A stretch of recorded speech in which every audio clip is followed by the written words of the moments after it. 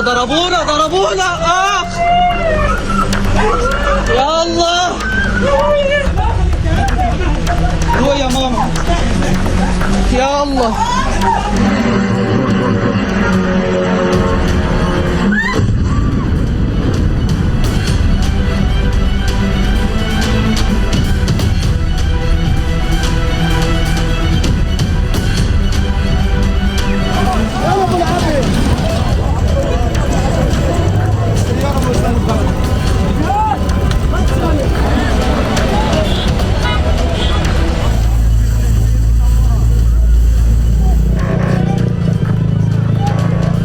الضرب يلا بكيفون يا يوسف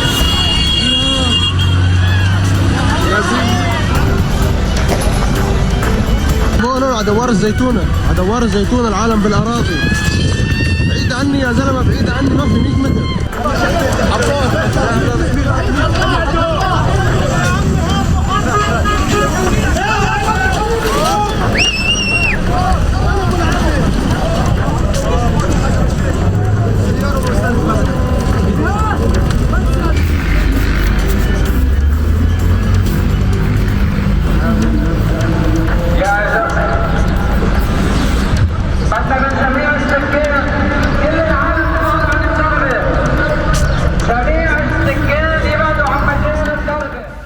Pemirsa, ribuan anggota komunitas Syiah di India memperingati 40 hari wafatnya mantan pemimpin tertinggi Iran Ayatollah Ali Khamenei. Mereka juga menggelar aksi solidaritas untuk Iran serta mengutuk serangan Amerika Serikat dan Israel.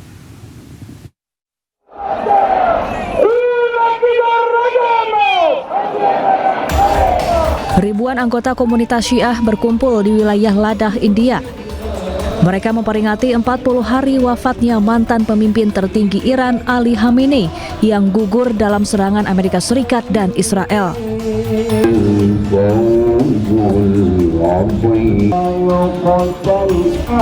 Mereka berdoa bersama, membaca Al-Quran dan menyimak pidato yang disampaikan tokoh agama setempat.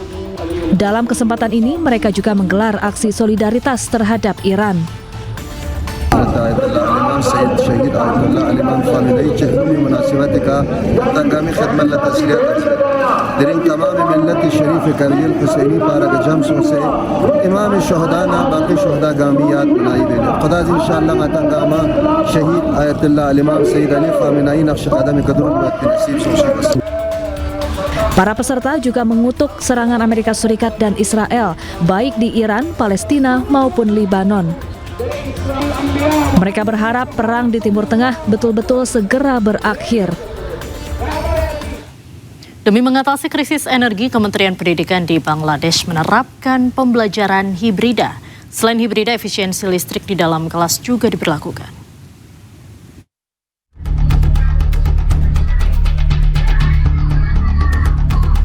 Ini adalah kondisi para siswa belajar di kelas di Dhaka, Bangladesh. Sejumlah sekolah berupaya mempertahankan kelas tatap muka setelah Kementerian Pendidikan Bangladesh mengeluarkan kebijakan sistem pembelajaran hibrida. Kebijakan ini bertujuan untuk mengatasi krisis energi. Namun menurut para siswa dan guru, kebijakan ini justru bukanlah jalan keluar agar rakyat hemat energi. এখন আমরা একটা ক্লাসে ধরেন পাঁচটা লাইটের মধ্যে আমরা 20 জন শিক্ষার্থী ক্লাস করি।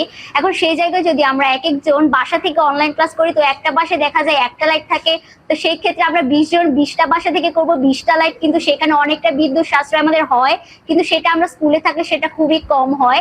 প্লাস এটা খালি ফ্যানেরও একটা ব্যাপার আছে, কারণ একটা ক্লাসে তো 5টা মতো ফ্যানও থাকে, কিন্তু আমাদের বাসায় একটা করে থাকলে আমরা মোট 20টা ফ্যান পাই, কিন্তু সেখানে আমাদের বিদ্যুৎ সাশ্রয় হয় না। আমি মনে করি কি যে একটা ক্লাসে আমরা সাধারণত 60 থেকে 60 জন শিক্ষার্থী থাকি, কিন্তু যদি আমরা সেক্ষেত্রে এই 50-60 জন শিক্ষার্থীর জন্য 4টা লাইট আর 4টা ফ্যানই যথেষ্ট হয়েছে।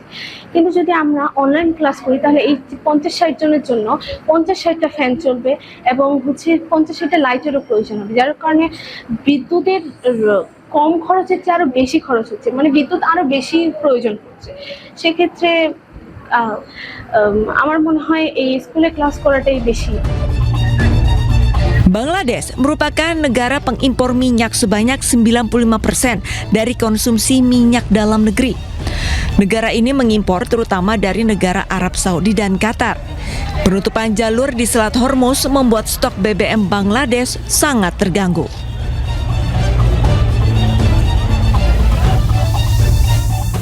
Pemirsa, ditutupnya Selat Hormuz memberikan dampak yang tak main-main bagi pengendara becak motor di Bengaluru, India bagian selatan. Kesulitan mendapatkan bahan bakar membuat mereka kesulitan mencari nafkah.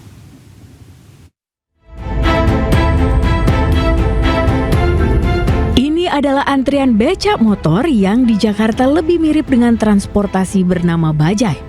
Deretan bentor atau becak motor ini harus mengantri sampai 5 jam lamanya demi mendapatkan LPG otomotif yang menjadi bahan bakar kendaraan tersebut. Salah seorang sopir bentor bahkan mengaku tidak kunjung mendapatkan LPG setelah mengantri selama 3 hari. ಭಾನುವಾರ ಸೋಮವಾರ 3 ದಿವಸನೂ ಗ್ಯಾಸ್ ಸಿಗಲಿಲ್ಲ. ಗಾಡಿನೇ ಓಡಿಸೋಕ್ಕಾಗಿಲ್ಲ. ಫೈನಾನ್ಸ್ ಕಟ್ಟಬೇಕು, ಮನೆ ಮೇಂಟೆನೆನ್ಸ್ ಮಾಡಬೇಕು. ಈಗ ಮಕ್ಕಳದ್ದು ಅಡ್ಮಿಷನ್ ಬಂತು, ದಯವಿಟ್ಟು ಕೈ ಮುಗಿತೀನಿ. ಪ್ರತಿಯೊಬ್ಬರಿಗಾದ್ರೂ ಏನಾದರೂ ಒಂದು ನಿಮ್ಮ ಸರ್ಕಾರದಿಂದ ಹೆಲ್ಪ್ ಮಾಡಿಕೊಡಿ, ರಿಕ್ವೆಸ್ಟ್ ಮಾಡ್ಕೋತಾ ಇದ್ದೀವಿ. 4 ಗಂಟೆಯಿಂದ ಕಾಯ್ತಾ ಇದ್ದೀನಿ ಸ್ವಾಮಿ. ಇದುವರೆಗೂ ಒಬ್ಬೊಬ್ಬರೇ 5 ಗಾಡಿ 2 ಗಾಡಿ ಬಿಡ್ತಾವ್ರೆ ಪಾಪ, ಅವ್ರದ್ದೇನು ಇದಿಲ್ಲ. 5 ಗಂಟೆಯಿಂದ 4 ಗಂಟೆಯಿಂದ ಕಾಯ್ತಾ ಇದ್ದೀವಿ. ಏನು ಮಾಡೋದು ಅಂತಲೇ ಗೊತ್ತಾಗ್ತಾ ಇಲ್ಲ ಸರ್.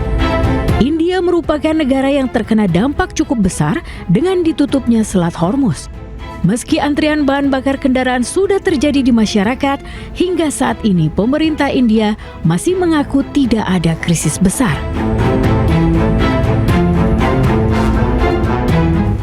"67 negara membacakan pernyataan bersama yang mengecam serangan terhadap pasukan perdamaian.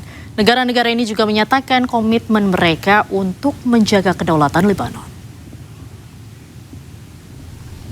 Ladies and gentlemen, excellencies, 67 negara anggota Perserikatan mengutuk keras serangan terus-menerus terhadap pasukan perdamaian.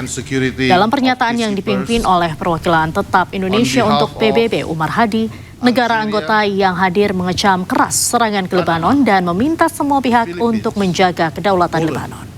Portugal, Qatar, Republic of Korea, the troop contributing countries to the UN Interim Force in Lebanon, or UNIFIL, joined by several other member states and the European Union, express deep concern over the escalation of tension in Lebanon since 2 March 2026 and its impact on the safety and security of peacekeepers.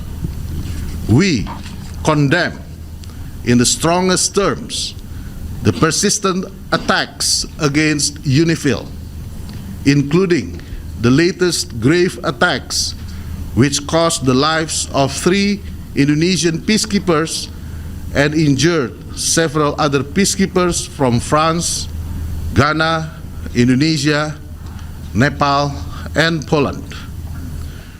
Upaya internasional untuk menembus blokade Gaza sekitar 20 kapal dari Prancis yang tergabung dalam Global Sumut Flotilla melanjutkan pelayarannya menuju jalur Gaza melalui Laut Mediterania. Armada ini berangkat dari Marseille, Prancis pada awal April, membawa relawan serta bantuan seperti perlengkapan medis dan benih tanaman.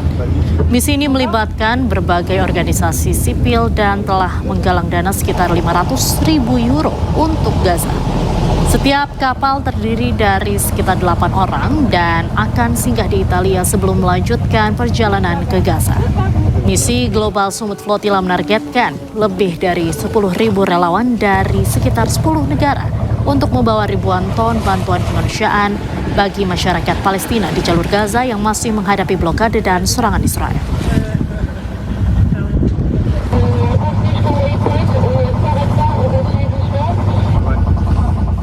Pemirsa, Zionis Israel kembali menyerang Gaza secara brutal. Serangan itu membuat warga Gaza tewas dan terluka.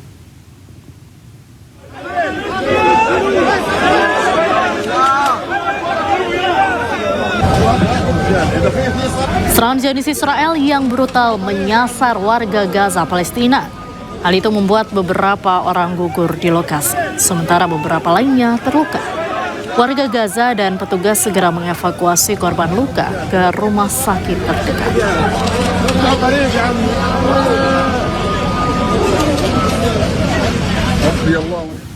40 hari ditutup, Masjid Al-Aqsa kembali dibuka. Warga Muslim Palestina pun berbondong-bondong melaksanakan sholat di Masjid Al-Aqsa.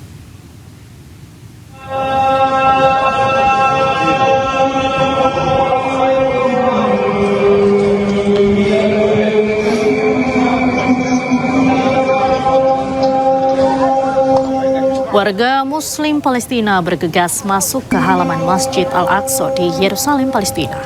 Sesaat setelah pintu gerbang dibuka, azan subuh berkumandang menjadi pertanda dimulainya sholat. Setelah 40 hari ditutup, subuh 9 April menjadi sholat subuh pertama yang digelar. Warga Muslim Palestina pun bersuka cita akhirnya bisa kembali melaksanakan sholat berjamaah di kiblat pertama umat Muslim ini.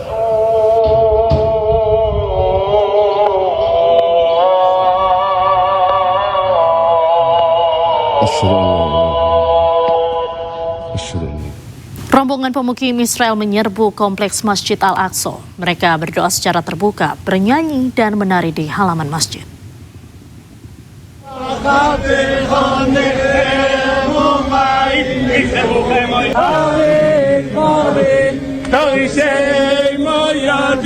Sejumlah pemukim Israel memasuki kompleks Masjid Al-Aqsa, Yerusalem. Mereka tampak berdoa, bernyanyi dan menari secara terbuka, termasuk di depan kubah tato. Aksi ini menuai sorotan karena dianggap mengganggu aktivitas keagamaan di Masjid Al-Aqsa. Namun hingga kini belum ada keterangan resmi terkait peristiwa tersebut.